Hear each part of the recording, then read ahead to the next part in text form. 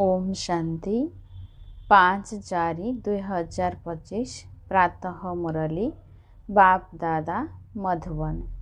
मिठा बाबा कहते मिठे बच्चे तुम मानकु एबे नाम रूपर व्याधिरु मुक्त रहिबाकु हेबो। कौनसी उलटा खाता जमा करिबार नाही। एकमात्र बाबांकर स्मृति रे रहिबार अछि। तुम मानकु एबे नाम रूपर व्याधिरु मुक्त रहिबाकु हेबो। कौनसी उलटा खाता जमा करिबार नाही। एकमात्र बाबांकर स्मृति रे रहिबार अछि। आज बाबांकर प्रश्न अछि, भाग्यवान संतान माने केउ मुख्य पुरुषार्थ द्वारा निजर भाग्य गढ़ी थांती। भाग्यवान संतान माने केउ मुख्य पुरुषार्थ द्वारा निजर भाग्य गढ़ी थांती। उत्तर बाबा कहले, भाग्यवान संतान माने समस्तंकु सुख देवार पुरुषार्थ करि थांती। मन वचन कर्मरे काहाकु दुख दियंती नाही। समस्तंक सहित शांतिपूर्ण व्यवहार करि थांती। तेणु सेमानंकर भाग्य जमा होई चाले। एहा हेउछि तुमर ईश्वरीय विद्यार्थी जीवन। तुम मानकु एबे माया ठारू हारिबार नाही। अपार खुशी रे रहिबार अछि। गीत अछि, तुम्हें हो माता पिता तुम्हें हो। ओम शांति। समस्त संतान माने एबे मुरली शुणुछंती। जेउ सबु स्थान को मुरली जाउची समस्ते जानिछंती जे जाहांकर महिमार गायन करा जाउची से कौनसी साकार नुहंती। ताहा हेला निराकारंकर महिमा। निराकार साकारंक द्वारा एबे सन्मुखरे मुरली शुणाउछंती। एभली मध्य कहिबे, एबे आमे आत्मा तांकु सन्मुखरे देखुछु। आत्मा बहुत सूक्ष्म अटे, जहा कि एही आखि द्वारा देखा जाई न थाए। भक्ति मार्गरे मध्य जानी थांती जे आमे सब आत्मा बहुत सूक्ष्म अटु, किंतु पूरा रहस्य बुद्धि रे नाही जे आत्मा कौन। परमात्मा को मने पकाई थांती, किंतु सीए कौन ए कथा दुनिया रे केही भी जानी नाहंती। तुमे मध्य जानी नथिलो। एबे तुम संतान मानकर निश्चय रहिछि जे ये कौनसी लौकिक शिक्षक अथवा संबंधी नुहंती। जेपरि सृष्टि रे अन्य मनुष्य माने अछंती, सेही परि ए दाता मध्य थिले। तुमे जेतेबेले महिमा गाउथिल, त्वमेव माताश्च पिता, सेतेबेले भाबुथिल बोध हुए ऊपर के जणे अछंती। एबे तो बाबा कहउचंती, मु एहांक शरीर मध्यरे प्रवेश करिछि। मु हेउछि सेही एहांक मध्यरे रहिछि। आगरु बहुत स्नेहर सहित भगवान को महिमा गान करुथिले एवं डरुथिले मध्य। एबे से एहांक शरीर रे आसिछंती। जे निराकार थिले से एबे साकार शरीर को आसुछंती। से ही पिलामानकु शिक्षा देउछंती। दुनिया रे केही जानि नाहंती जे से कौन शिखाउछंती। से मान तो गीतार भगवान श्री कृष्ण बोली भाबुछंती। कहउछंती से राजयोग शिखाउछंती। अच्छा, बाकी बाबा सी कौन करुछंती। जदिओ गाउथिले तुमे माता पिता, किंतु तांको ठारू कौन मिली थाए आउ केबे मिली थाए ए कथा किछि जानि नाहंती। से माने गीता सुनी भाबुथिले जे श्री कृष्ण को द्वारा राजयोग शिखिथिले। पुणी से केबे आसी शिखाइबे, से मध्य ध्यानरे आसुथिबे। वर्तमान एहा से महाभारत लड़ेईर समय, तेणु निश्चय श्रीकृष्णंकर समय होइथिबो। तेबे निश्चय से इतिहास भूगोल पुनरावृत्ति हेबा दरकार। दिनकु दिन बुझिबाकु चालिबे, शेषरे सबु बुझिजिबे। निश्चय गीतार भगवान ଏବେ ହେବା ଦରକାର। ବାସ୍ତବରେ ମହାଭାରତ ଲଢ଼େଇ ମଧ୍ୟ ଏବେ ଦେଖିବାକୁ ମିଳୁଛି। ତେବେ ନିଶ୍ଚୟ ଏହି ଦୁନିଆର ବିନାଶ ହେବ। ଚିତ୍ରରେ ଦେଖାଇଛନ୍ତି ପାଣ୍ଡବ ପାହାଡ଼ ଉପରକୁ ଚାଲିଗଲେ, ତେଣୁ ସେମାନଙ୍କ ବୁଦ୍ଧିରେ ଆସୁଥିବ ବାସ୍ତବରେ ବିନାଶ ସମ୍ମୁଖରେ ଦଣ୍ଡାୟମାନ। ତେବେ କୃଷ୍ଣ କେଉଁଠାରେ ଅଛନ୍ତି? ସେମାନେ ଖୋଜି ଚାଲିବେ।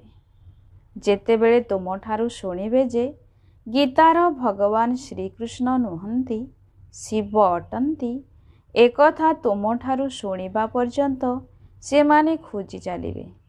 ଏକଥା ତୁମମାନଙ୍କ ବ୍ୟତୀତ ଦୁନିଆରେ ଆଉ କେହି ହେଲେ କହିପାରିବେ ନାହିଁ।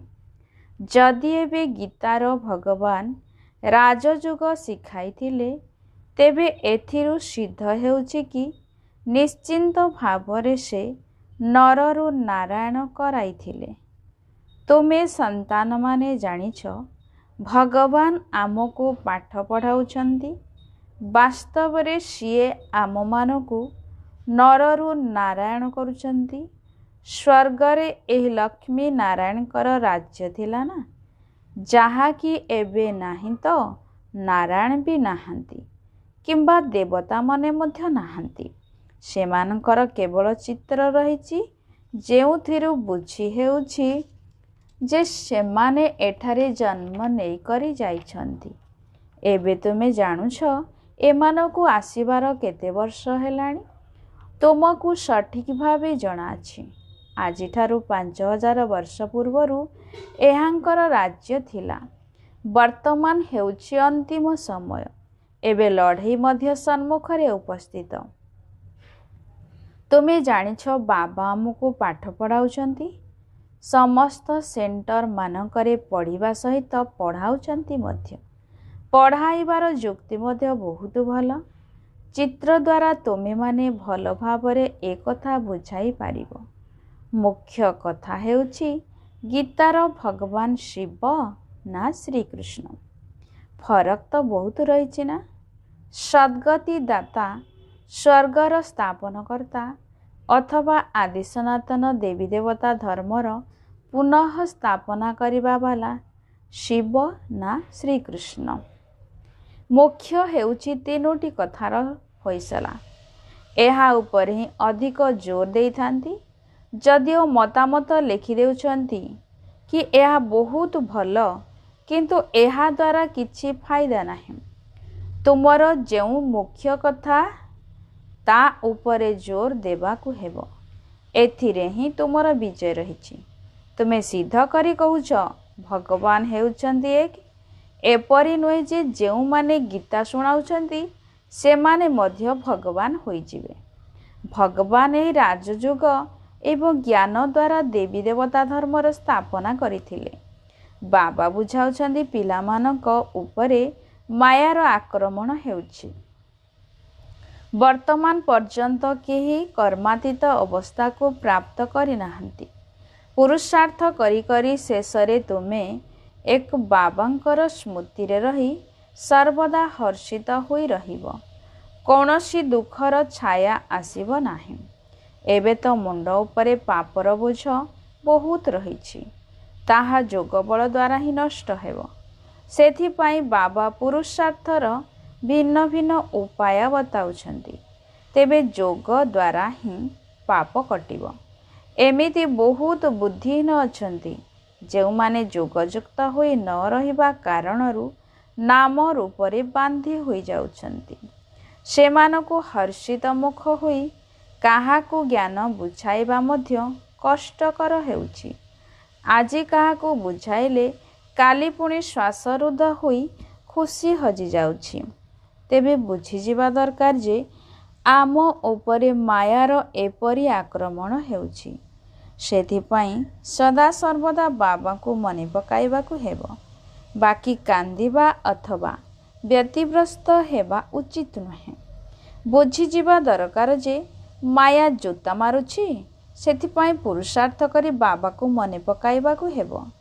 ବାବାଙ୍କ ସ୍ମୃତି ଦ୍ୱାରା ବହୁତ ଖୁସି ଆସିବ। ମୁଖରୁ ତୁରନ୍ତ ଜ୍ଞାନଯୁକ୍ତ ବାଣୀ ବାହାରିବ। ପତିତ ପାବନ ବାବା କହୁଛନ୍ତି ମୋତେ ମନେ ପକାଅ।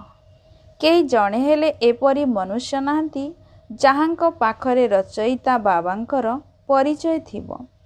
ଯଦି ମନୁଷ୍ୟ ହୋଇ ବାବାଙ୍କୁ ନ ଜାଣିଲେ ତେବେ ଜୀବଜନ୍ତୁମାନେ ମଧ୍ୟ ହୀନ ହୋଇଗଲେ। ଗୀତାରେ ଶ୍ରୀକୃଷ୍ଣଙ୍କ ନାମ ଲେଖିଦେଇଛନ୍ତି, ତେଣୁ ସେମାନେ ବାବାଙ୍କୁ କିପରି ମନେ ପକାଇବେ? ଏହା ଏକ ବହୁତ ବଡ଼ ଭୁଲ ଅଟେ, ଯେଉଁ ବିଷୟରେ ତୁମମାନଙ୍କୁ ବୁଝାଇବାକୁ ହେବ। ଗୀତାର ଭଗବାନ ହେଉଛନ୍ତି ଶିବ ବାବା। ସେ ହିଁ ସମ୍ପତ୍ତି ଦେଉଛନ୍ତି, ସେ ହିଁ ମୁକ୍ତି ଜୀବନ ମୁକ୍ତି ଦାତା ଅଟନ୍ତି। ଅନ୍ୟ ଧର୍ମାବଲମ୍ବୀମାନଙ୍କ ବୁଦ୍ଧିରେ ଏକଥା ରହିବ ନାହିଁ। ସେମାନେ ତ ନିଜ ନିଜର ହିସାବ କିତାବ ଚୁକ୍ତ କରି ଘରକୁ ଚାଲିଯିବେ। ଶେଷ ସମୟରେ ଅଳ୍ପ ପରିଚୟ ମିଳିଲେ ମଧ୍ୟ ନିଜ ଧର୍ମକୁ ଚାଲିଯିବେ। ତୁମକୁ ବାବା ବୁଝାଉଛନ୍ତି, ତୁମେମାନେ ଦେବତା ଥିଲ, ଏବେ ପୁଣି ବାବାଙ୍କୁ ମନେ ପକାଇଲେ ତୁମେ ଦେବୀ ଦେବତା ହୋଇଯିବ। ବିକର୍ମ ମଧ୍ୟ ବିନାଶ ହୋଇଯିବ। ତଥାପି ମଧ୍ୟ ଓଲଟା ସିଧା ଧନ୍ଦା କରୁଛନ୍ତି। ବାବାଙ୍କୁ ଲେଖୁଛନ୍ତି, ଆଜି ଆମର ଅବସ୍ଥା ଝାଉଁଳି ଯାଇଛି, ବାବାକୁ ମନେ ପକାଇ ନାହୁଁ। ତେବେ ଯୋଗ ନ କରିଲେ ନିଶ୍ଚୟ ଝାଉଁଳି ପଡ଼ିବ। ଏହା ହେଉଛି ମୁର୍ଦାରମାନଙ୍କର ଦୁନିଆ। ଏଠାରେ ସମସ୍ତେ ମରିପଡ଼ିଛନ୍ତି। ତୁମେ ବାବାଙ୍କର ହୋଇଛ, ତେଣୁ ତୁମମାନଙ୍କ ପ୍ରତି ବାବାଙ୍କର ଆଦେଶ ହେଲା, ମୋତେ ମନେ ପକାଇଲେ ବିକର୍ମ ବିନାଶ ହୋଇଯିବ। ଏହି ଶରୀର ପୁରୁଣା ତମୁ ପ୍ରଧାନ ଅଟେ, ତେଣୁ ଶେଷ ପର୍ଯ୍ୟନ୍ତ କିଛି ନା କିଛି ହୋଇ ଚାଲିବ। ଯେ ପର୍ଯ୍ୟନ୍ତ ବାବାଙ୍କ ସ୍ମୃତିରେ ରହି କର୍ମାତୀତ ଅବସ୍ଥାକୁ ନ ପାଇଛ, ସେ ପର୍ଯ୍ୟନ୍ତ ମାୟା ହଲଚଲ କରୁଥିବ, କାହାକୁ ହେଲେ ବି ଛାଡ଼ିବ ନାହିଁ। ତେଣୁ ନିଜକୁ ଯାଞ୍ଚ କରିବା ଦରକାର ଯେ ମାୟା କିପରି ଧକ୍କା ଖୁଆଉଛି।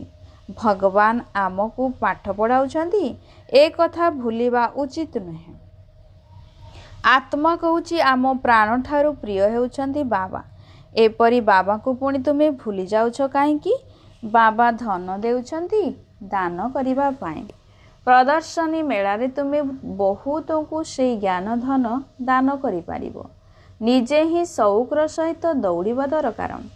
ଏବେ ତ ବାବାଙ୍କୁ ସାବଧାନ କରିବାକୁ ପଡ଼ୁଛି। ଯାଇ ଅନ୍ୟମାନଙ୍କୁ ବୁଝାଅ। ଏଥିରେ ମଧ୍ୟ ନିଜେ ଭଲ ଭାବରେ ବୁଝିଥିବା ଦରକାର। ଯଦି ଦେହ ଅଭିମାନ ଥିବ, ତେବେ କାହାକୁ ତୀର ଲାଗିବ ନାହିଁ। ଅନେକ ପ୍ରକାର ତରବାରୀ ମଧ୍ୟ ଥାଏ ନା? ତୁମର ଯୋଗ ବଳର ଖଣ୍ଡା ମଧ୍ୟ ବହୁତ ତୀକ୍ଷ୍ଣ ହେବା ଦରକାର। ସେବାର ଉଲ୍ଲାସ ମଧ୍ୟ ଥିବା ଦରକାର। ବହୁତଙ୍କର କଲ୍ୟାଣ କରିବି। ବାବାଙ୍କୁ ମନେ ପକାଇବାର ଏପରି ଅଭ୍ୟାସ ହୋଇଯିବା ଦରକାର, ଯେପରି ଶେଷ ସମୟରେ ଏକମାତ୍ର ବାବାଙ୍କ ବ୍ୟତୀତ ଆଉ କାହାର ସ୍ମୃତି ନ ଆସିବ। ତେବେ ଯାଇ ତୁମେ ରାଜତ୍ୱର ପଦ ପ୍ରାପ୍ତ କରିପାରିବ।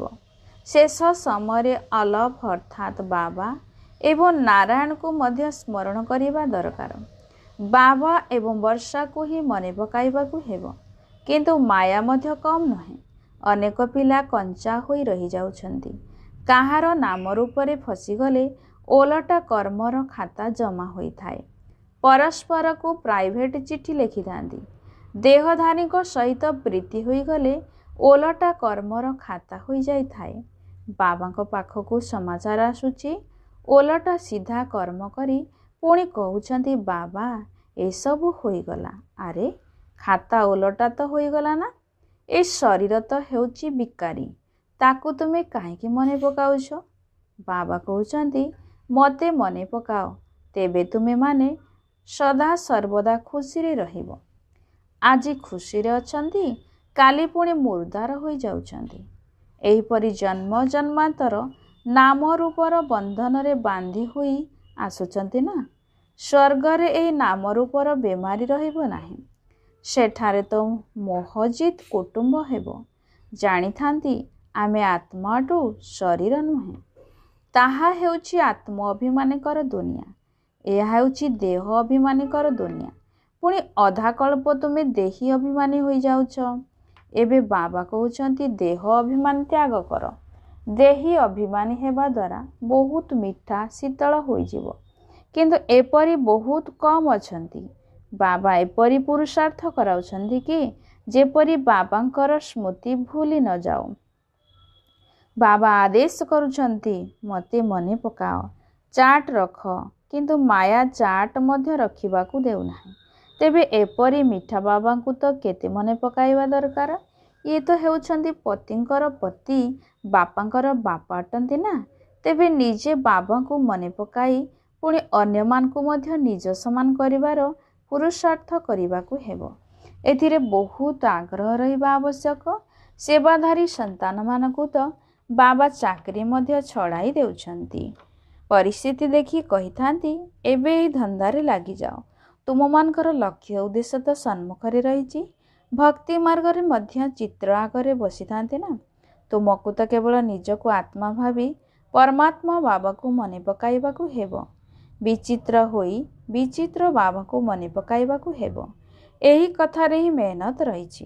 ବିଶ୍ୱର ମାଲିକ ହେବା କୌଣସି ମାଉସୀ ଘର କଥା ନୁହେଁ। ବାବା କହୁଛନ୍ତି, ମୁଁ ବିଶ୍ୱର ମାଲିକ ହେଉନାହିଁ, ତୁମକୁ କରାଉଛି। କେତେ ମୁଣ୍ଡ ପିଟିବାକୁ ପଡ଼ୁଛି। ସୁପୁତ୍ରମାନଙ୍କର ତ ସ୍ୱତଃ ଚିନ୍ତା ଲାଗି ରହିଥାଏ।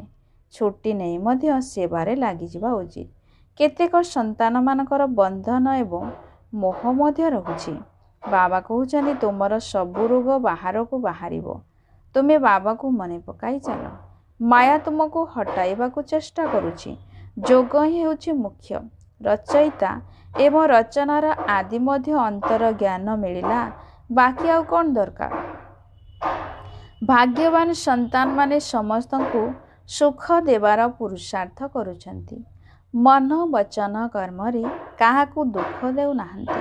ଶୀତଳ ହୋଇ ଚାଲୁଥିବାରୁ ଭାଗ୍ୟ ବଢ଼ି ବଢ଼ି ଚାଲିଥାଏ। ଯଦି ଜ୍ଞାନ କେହି ବୁଝୁନାହାନ୍ତି, ତେବେ ବୁଝାଯାଉଛି ଏହାଙ୍କ ଭାଗ୍ୟରେ ନାହିଁ। ଯାହାଙ୍କ ଭାଗ୍ୟରେ ଅଛି ସେ ଭଲ ଭାବରେ ଶୁଣୁଛନ୍ତି, ଅନୁଭବ ମଧ୍ୟ ଶୁଣାଉଛନ୍ତି ନା। କ'ଣ କ'ଣ କରୁଥିଲେ? ଏବେ ଜଣାପଡ଼ୁଛି ଯାହା କିଛି କରିଛ ତାହା ଦ୍ୱାରା କେବଳ ଦୁର୍ଗତି ହିଁ ହୋଇଛି। ବାବାକୁ ମନେ ପକାଇଲେ ସଦ୍ଗତି ପାଇବ। ତେବେ ବହୁତ ମୁସ୍କିଲରେ କେହି ଘଣ୍ଟାଏ ଅଧଘଣ୍ଟା ଯୋଗ କରୁଥିବେ, ନଚେତ୍ ଢୋଳାଉଥିବେ। ବାବା କହୁଛନ୍ତି, ଅଧା କଳ୍ପ ହେବ ଏଣେ ତେଣେ ଘୂରି ବୁଲିଲ, ଏବେ ବାବା ମିଳିଛନ୍ତି। ତୁମର ଏହା ବିଦ୍ୟାର୍ଥୀ ଜୀବନ ଅଟେ, ତେଣୁ ଖୁସିରେ ରହିବା ଦରକାର ନା। କିନ୍ତୁ ବାବାଙ୍କୁ ବାରମ୍ବାର ଭୁଲି ଯାଉଛନ୍ତି। ବାବା କହୁଛନ୍ତି, ତୁମେ ହେଉଛ କର୍ମଯୋଗୀ। ଦୁନିଆର ଧନ୍ଦା ଆଦି ତ ନିଶ୍ଚିନ୍ତ କରିବାକୁ ହେବ। ନିଦ ମଧ୍ୟ କମ୍ କରିବା ଭଲ।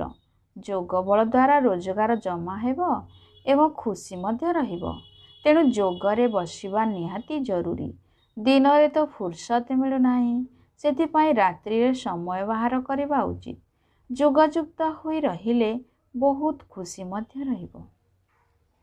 ଯଦି କାହାର ବନ୍ଧନ ଆଦି ଥିବ, ତେବେ ସେ ମଧ୍ୟ କହିପାରିବ କି, ମୋତେ ତ ବାବାଙ୍କ ଠାରୁ ବର୍ଷ ନେବାକୁ ହେବ। ଏଥିରେ ମୋତେ କେହି ଅଟକାଇ ପାରିବେ ନାହିଁ। କେବଳ ଗଭର୍ଣ୍ଣମେଣ୍ଟକୁ ଯାଇ ବୁଝାଅ ଯେ ବିନାଶ ସମ୍ମୁଖରେ ଉପସ୍ଥିତ। ବାବା କହୁଛନ୍ତି, ମୋତେ ମନେ ପକାଇଲେ ବିକର୍ମ ବିନାଶ ହେବ ଏବଂ ଏହି ଅନ୍ତିମ ଜନ୍ମରେ ପବିତ୍ର ହେବାକୁ ପଡ଼ିବ। ସେଥିପାଇଁ ଆମେ ପବିତ୍ର ହେଉଛୁ। କିନ୍ତୁ ଏ କଥା ସେହିମାନେ କହିବେ ଯାହାଙ୍କର ଜ୍ଞାନର ମସ୍ତି ଥିବ। ଏପରି ନୁହେଁ ଯେ ଏଠାକୁ ଆସି ପୁଣି ଦେହଧାରୀମାନଙ୍କୁ ମନେ ପକାଉଥିବ। ଦେହ ଅଭିମାନ ଆସି ଲଢ଼େଇ ଝଗଡ଼ା କରିବା, ଏହା ଯେପରିକି କ୍ରୋଧର ଭୂତ ହୋଇଗଲା। ବାବାଙ୍କର ଦୃଷ୍ଟି କ୍ରୋଧୀମାନଙ୍କ ଉପରେ କେବେ ହେଲେ ପଡ଼େ ନାହିଁ। ବାବା ସେବାଧାରୀମାନଙ୍କୁ ସ୍ନେହ କରିଥାନ୍ତି, କିନ୍ତୁ ତୁମମାନଙ୍କଠାରେ ଦେହ ଅଭିମାନର ଚଳଣି ଦେଖାଯାଉଛି। ବାବାକୁ ମନେ ପକାଇଲେ ଗୁଲ ଗୁଲ ହେବ। ଏହା ହିଁ ହେଉଛି ମୂଳ କଥା। ପରସ୍ପରକୁ ଦେଖି ମଧ୍ୟ ବାବାକୁ ମନେ ପକାଇବାକୁ ହେବ। ହାଡ଼ଭଙ୍ଗା ସେବା କରିବା ଉଚିତ। ବ୍ରାହ୍ମଣମାନେ ପରସ୍ପର ମଧ୍ୟରେ କ୍ଷୀରଖଣ୍ଡ ହୋଇ ରହିବା ଉଚିତ। ଲୁଣ ପାଣି ହେବା ଅନୁଚିତ। କିନ୍ତୁ ବୁଦ୍ଧି ନ ଥିବା କାରଣରୁ ପରସ୍ପରକୁ ଘୃଣା, ବାବାଙ୍କୁ ମଧ୍ୟ ଘୃଣା କରୁଛନ୍ତି। ଏଭଳି ପିଲା କେଉଁ ପଦ ପାଇବେ? ତୁମକୁ ସାକ୍ଷାତକାର ହେବ, ପୁଣି ସେ ସମୟରେ ସ୍ମୃତି ଆସିବ, ଆମେ ଏହି ଭୁଲ କରିଛୁ। ବାବା ପୁଣି ବି କହିଦେଉଛନ୍ତି, ଭାଗ୍ୟରେ ନଥିଲେ କ'ଣ କରିପାରିବ?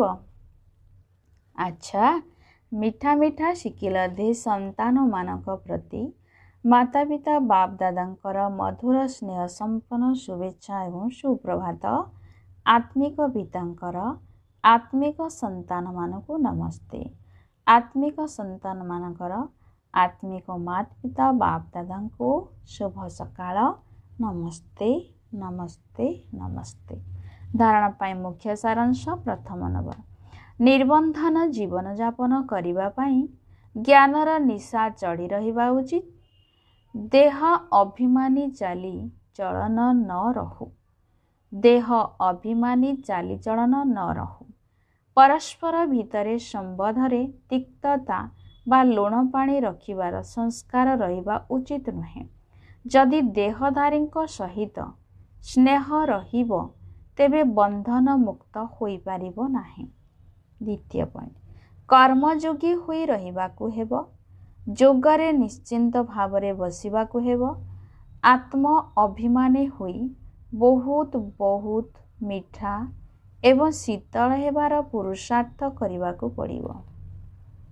सेवारे हाड़भंगा परिश्रम करिबाकु हेबो। आज वरदाता बाबांकर वरदान अछि, श्रीमत सहित मनमत एवं जनमत अर्थात परमतर मिश्रण को समाप्त करुथिबा सच्चा स्वकल्याणी हुओ। श्रीमत सहित मनमत एवं जनमत अर्थात परमतर मिश्रण को समाप्त करुथिबा सच्चा स्वकल्याणी हुओ।